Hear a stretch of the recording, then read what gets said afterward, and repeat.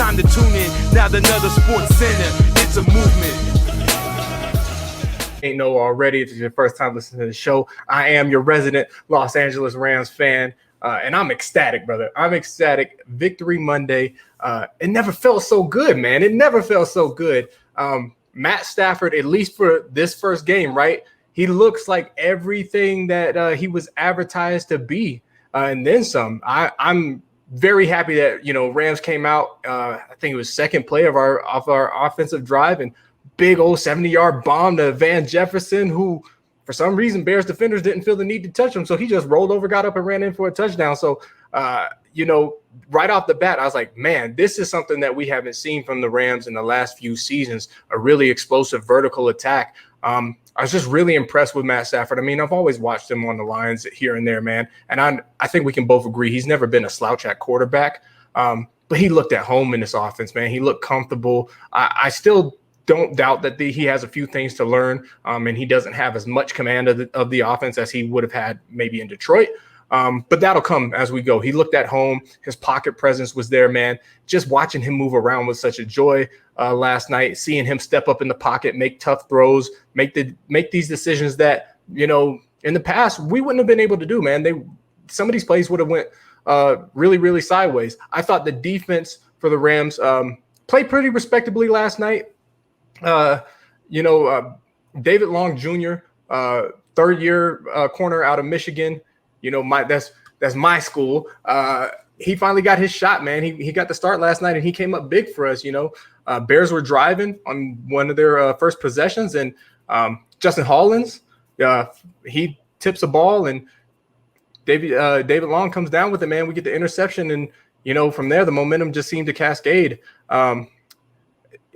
I will be honest, though, the run defense was kind of concerning for me. We were getting gashed. David Montgomery, I don't want to take anything away from him and just say, oh, man, we were just having bad defense. David Montgomery came out there like a man possessed and was just absolutely gashing us. But, a lot was made. I don't know if you were part of the Twitter discourse, Mike, but a lot was made of Darnell Mooney doing a double move last year on Jalen Ramsey and getting behind him and not catching the ball because it was overthrown. So that was a big talking point of the offseason, so much so that Jalen Ramsey addressed it, and he said, I can't wait till we get to week 1 so I can show all these Bears fans how it's really done and make them be quiet. And as far as I'm concerned, Jalen handled his business. I don't think we saw too much out of any Bears receiver last night, Darnell Mooney included, and Jalen was flying all over the field. And I tell you what, I don't know what this new position that they're having him play, this new hybrid, but I like it because he's playing aggressive, and my man brings the wood when he goes to hit. Aaron Donald did his thing just like Aaron Donald's supposed to do. You could see him in year 30, right? At age 30, just a little bit of rust in week 1. He had what should have been 2 sacks. Normally, if Aaron Donald of old, he would have grabbed onto to Andy Dalton and not let go. Just a little too slippery for him last night, but he did end up landing 1 sack at the end of the game. So I feel great about it. I feel great about this performance.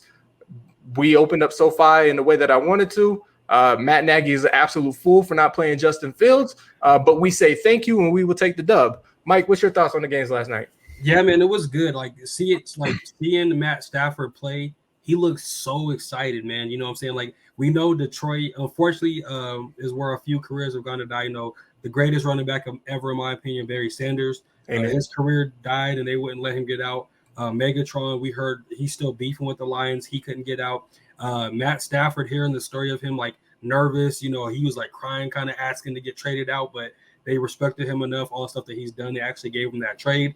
And hearing that story with him, running into Sean McVay in another country, apparently just running into him. And they talked about it, and, they got that deal done, but he looked so comfortable in that offense.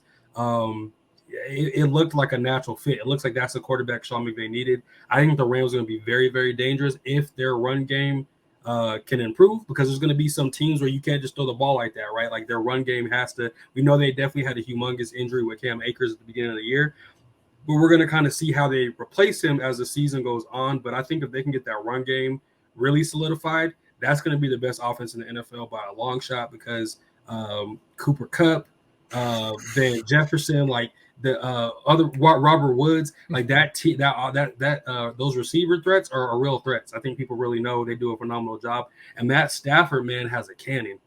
Yeah, I mean, we've known he has a cannon. We've known he can make all the throws, but just kind of seeing it where it really impacted the game on a winning team was cool for me to see. Turn 100 for the touchdown, King Crown, gain inside, leading your town, hit you faster than the sound, bad boy, throw it down, yeah, I'm ill, not my will, don't Copperfield, fill the house, listen to the roaring crowd, drop a light, calm it down, Heisman, all the haters mouth, superhero hit them wow, packing more action than bing, boom, bam, pow, touchdown for the win, we live, subscribe right now.